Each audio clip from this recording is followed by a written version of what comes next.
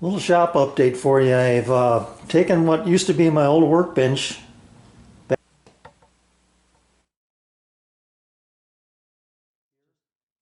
torn it apart, had probably took me a couple of weeks, had hours of video showing the process of doing that, but as I'm reviewing that footage, I'm just thinking this is pretty dull, boring stuff, so I'm not going to do anything with it. So I took my old workbench and cut it apart. There's the remaining parts of the legs supporting my old tool cabinet that was tucked in underneath it. You can see there I got a couple of prototype tools that I'm working on. I had a video series about making that, but I'm not going to share that just yet. I'm trying to see if I can take that to market.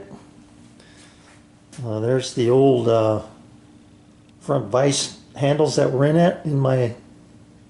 that original workbench I had, and the reason I got rid of it because it was just turned into a basic expensive shelf, and I'm happy with this setup here, this MFT style workbench. A myriad of ways to hold my work, do things with my Shaper Origin and get things rocking and rolling that way. The rest of the shop is still pretty much the way it used to be,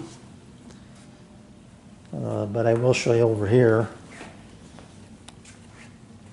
When I was working on my workbench, I got a little rough with my planer and broke one of these plastic caps that sits on top here, so I ended up making 4 new ones out of Baltic birch, and that turned out really nice.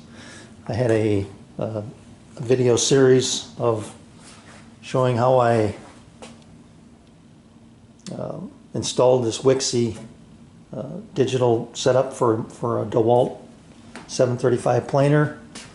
There's plenty of those videos out there, but I will say this, I'm very happy with the way that thing works.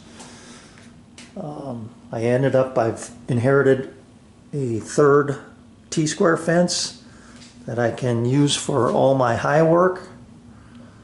I've got 2 fences here. One is adjustable up and down that I can use for like an L fence, flushing stuff up, or that can come off real quick. I did a video on how I made that, but that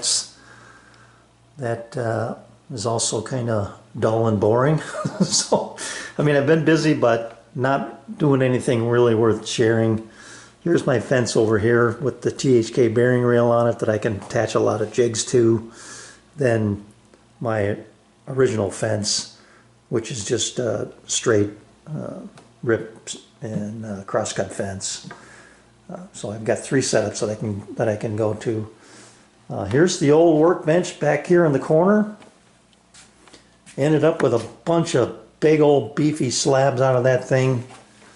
Probably the 2 of the best ones are these 2 right here that are 12 pounds a piece. They're about 4 by 2 by 48. Maybe 40, I should say. These are 48. So these are probably about 40 inches. These things here are 3 by, I don't know, 8 or 10. And just massive. This one's 43 pounds and the other one's about the same, 44 I think. That whole workbench weighed about 350 pounds after I got done weighing the parts and totaling it all up. So there's all the parts. Here's the legs that I cut off to shorten the setup over there to hold that toolbox, that tool chest that you see.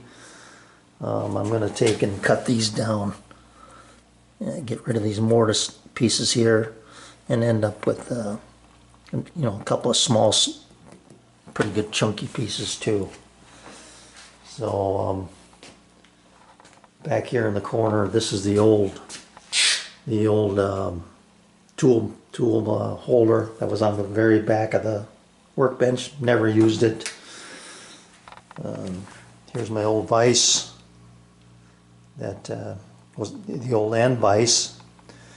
And then, you know, this is a chunk of one I'm just throwing away because it's really messed up. You know, then there's these pieces in here that you cut off and just get rid of. So, other than that, everything is still kind of a little bit of chaos around here, but I'm looking forward to kind of getting back to work and maybe getting things a little more organized and finding a new home for some of this stuff. So if anybody's interested, they're of no use to me. These are the they're, yeah, there they are. The Ulma ULMA style. I got two metal ones, and then I got 4 homemade ones here. But if anybody's interested and wants those, you can have them. Just pay the shipping. Let me know. We'll make arrangements. Looking forward to the NFL draft. My team's got a couple of first-round picks. We'll see what they do with those. So, thanks for watching.